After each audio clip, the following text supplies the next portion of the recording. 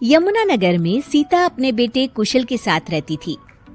बेटे कुशल के बड़े हो जाने पर वो उसकी शादी पास ही के गांव की एक लड़की खुशी से करवा देती है।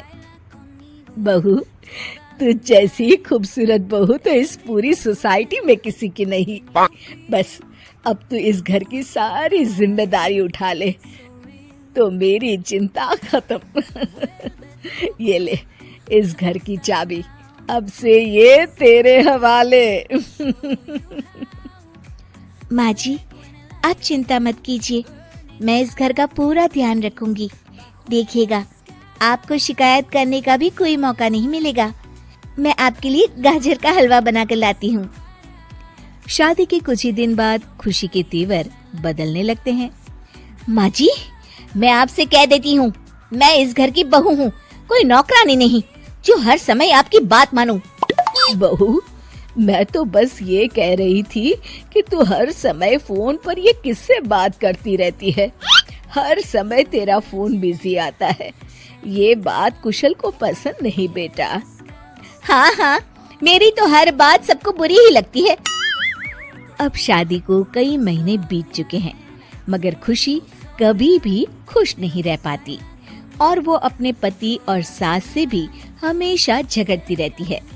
असल में शादी से पहले उसका एक प्रेमी होता है, गोविंद। वो उससे आज भी छुप छुप कर मिलती है।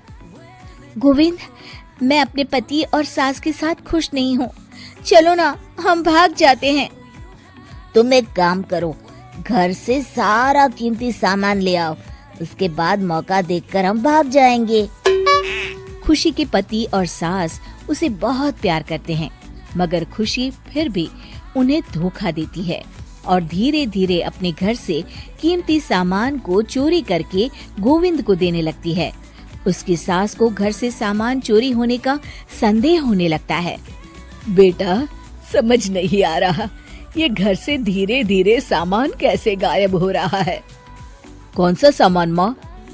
अरे वो चांदी के बर्तन जो मैंने बनवाए थे वो दिख नहीं रहे। यहीं कहीं होंगे माँ, आपकी बहू ढूंढ देगी। कितने बेवकूफ हैं ये माँ बेटे, इनका सारा सामान मैं गायब कर दूंगी और इनको पता भी नहीं चलने दूंगी। और इस तरह से धीरे धीरे खुशी घर का सारा कीमती सामान चोरी करके गोविंद के पास रखवा देती है और कुछ महीनों बाद उनके पास बहुत कीमती सामान इकट्ठा हो जाता है और दोनों भागने की योजना बनाते हैं। खुशी, आज रात को आधी रात होते ही तुम अपने घर से भाग कर आ जाना। मैं गांव के पुराने बस स्टैंड पर तुम्हारा इंतजार करूंगा। ठीक है। खुशी अपने कपड़े और गहनों की पोटली बांधकर पुराने बस अड्डे पर पहुंच जाती है और देखती है कि वहाँ तो कोई भी नहीं है। खुशी कुछ घंटे वहीं खड़ी रहती है और फिर गोविंद के कमरे पर जाती है। वहाँ पर भी बड़ा सा ताला लगा होता है। हे भगवान, कहीं गोविंद मुझे धोखा देकर भाग तो नहीं गया। अब मैं क्या करूँगी? खुशी फूट फूट के रो रही होती है। तभी पीछे से उसका पति सारे गहनों की पोटली लेकर आ जाता है। आप यहाँ? हाँ, मैंने गोविंद को गांव छोड़ने से पहले पकड़ लिया था और ये सारे गहने भी उससे ले लिए। आपको सब पता था कि मैं आपको और माँ जी को धोखा दे रही थी। हाँ, मगर मुझे ये भी पता था कि गोविंद अच्छा इंसान नहीं है। अगर मैं तुमको समझाता तो तुम कभी नहीं समझ पाती, इसलिए मैं चाहता था कि तुम्हारी आंखें खुद खुले। मुझे माफ कर दीजिए। कोई बात नहीं खुशी, मगर हमेशा ये याद रखना कि तुम्हारे अपने कभी भी तुम्हें धोखा नहीं देंगे।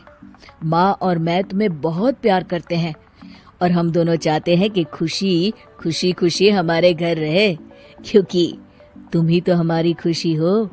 हाँ, मैं आज के बाद आपको और माँ जी को कभी निराश